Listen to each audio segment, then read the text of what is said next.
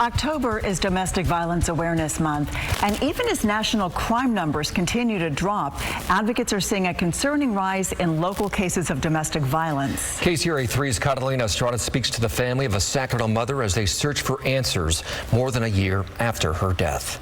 It's probably the hardest part, and just knowing that there's no justice has been served yet. More than a year later, there's no closure for the family of one Sacramento mother. You may remember this case. 28-year-old Angelica Bravo's body was found in a North Sacramento home. Her two children still missing, and police are searching for their father, a suspect in her murder. She was just starting to make a life for herself and her children. Just to see how everything unfolded, it just makes me sick. Advocates say her death is part of a growing crisis, one that often goes unseen. Domestic violence is about power and control. It's not about staying or leaving. A lot of times it's about living or dying. It's that risk that has family members asking one thing. Could I have done something differently, to prevent this, or just have a different outcome? Why does she know me so well but never see me? Oh, Cece, you saint, you. She was just a firecracker. Angelica Bravo is remembered as a driven, passionate, and a loving mother. Oh, Mommy.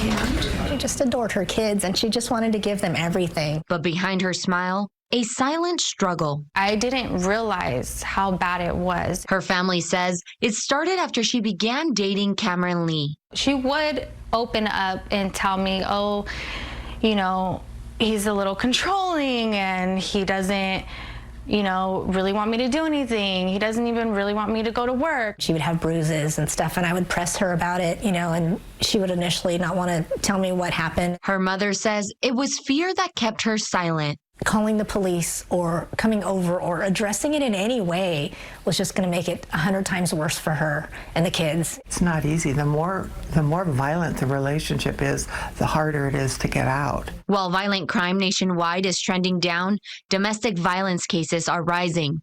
Joyce Bilyeu with the Sacramento Regional Family Center says locally, they're seeing more high-risk cases. A lot of those cases, the individual is probably trying to leave the relationship. It's exactly what Bravo's family says she was trying to do in the months leading up to her death, moving into her own apartment and starting fresh. I was just the most proud that she had taken that step to get away. She went back to work and really started doing things for herself, is when things got even more stirred up. They say 2 weeks before her death, she stopped answering the phone for days. Then, July 8th, she was supposed to meet up with her family. Her last text was, I'm going to the north, which meant she was going to his house. I have to pick something up. I'll be back. And then that was it. She never showed up. Hours passed before her mom got the call no mother ever wants to receive. I lost it because I knew what happened right away. We're like, where are her children then? Adding to her family's heartbreak, the kids were nowhere to be found. The shocker of the kids being taken too was just blew my mind. 9 months later, Sacramento police named Lee a suspect in her murder and issued an arrest warrant. Still, the kids remain missing. Missing the grandkids and just knowing they're growing up, without us. They don't lose hope of one day holding them close again. Oh my God, Mom, I love you. I'm watching this tonight. That's from Cece. Zoolander!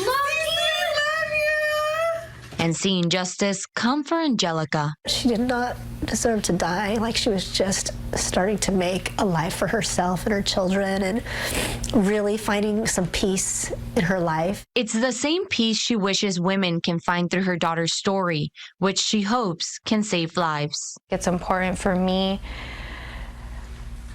to just come forward and be that voice for her. And not only that, but a voice to people that may be in similar situations. In Sacramento, Catalina Estrada, KCRA 3 News. Well, anybody with information about this case or the whereabouts of those 2 kids should call Sacramento PD. And if you or anyone you know is dealing with domestic violence, help is available. That is the National Domestic Violence Hotline, 1-800-799-7233, or you can visit thehotline.org.